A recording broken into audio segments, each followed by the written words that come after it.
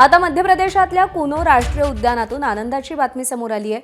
बहुचर्चित कुनो राष्ट्रीय उद्यानात एका माता चित्त्यानं 3 लहान बछड्यांना जन्म दिलाय आणि यानंतर आता चित्त्यांची संख्या 38 वर पोहोचली आहे। यानुसार 9 चित्त्यांनी आतापर्यंत 27 नवीन चित्त्यांना जन्म दिलेला आहे। भारतातून चित्ते नामशेष झाल्यानंतर या चित्त्यांच्या काही जोड्या साऊथ आफ्रिकेतून भारतात आणल्या होत्या। पंतप्रधान नरेंद्र मोदी यांनी त्यांचं कुनो राष्ट्रीय उद्यानात स्वागत केलेलं होतं। एबीपी माझाच्या बातमीचा दणका। शाळांवर अल्पसंख्याक दर्जाची खैरात करणाऱ्या अधिकाऱ्यावर कारवाई। अल्पसंख्याक मंत्री सुनेत्रा पवारांच्या आदेशानंतर उपसचिव मिलिंद शेनॉय यांची बदली।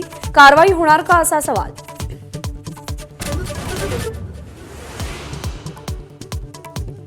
इंदापूरच्या भिगवणमध्ये आई आणि भावाच्या डोळा देखत तरुणीचं अपहरण। दोघांच्या डोळ्यात चटणी फेकली। भिगवण पोलिसात गुन्हा दाखल। तर घटनेच्या निषेधार्थ आज भिगवण शहर बंद।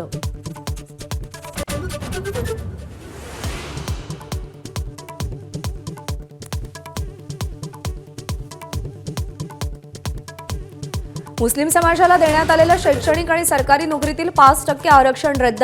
हायकोर्टाच्या स्थगितीनंतर राज्य सरकारकडून GR जारी। उपमुख्यमंत्री अजित पवारांच्या अपघातग्रस्त विमानातील फ्लाईट डेटा रेकॉर्डरमधील माहिती डाउनलोड करण्यात यश। तर कॉकपिट व्हॉइस रेकॉर्डरमधला डेटा रिकव्हर करण्याचे प्रयत्न सुरू।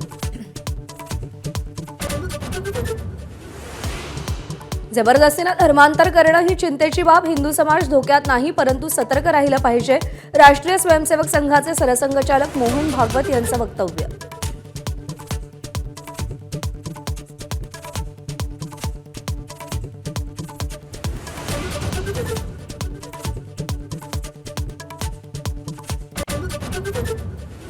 सोळा वर्षाखालील मुलामुलींना सोशल मीडिया बंदीची शक्यता। केंद्र सरकार नवा नियम आणणार।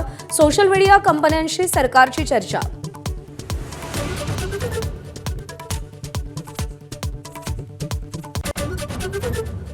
बंगालच्या उपसागरात युद्धनौकांची मांदियाळी। इंटरनॅशनल फ्लीट रिव्ह्यूसाठी 65 युद्धनौका डेरे दाखल। 70 देशांचा सहभाग। राष्ट्रपती पाहणी करणार।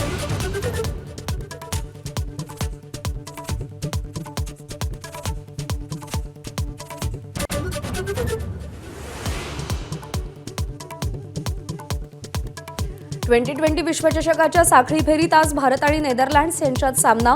कर्णधार सूर्यकुमार यादव भारताच्या प्लेइंग 11 मध्ये बदल करण्याची शक्यता।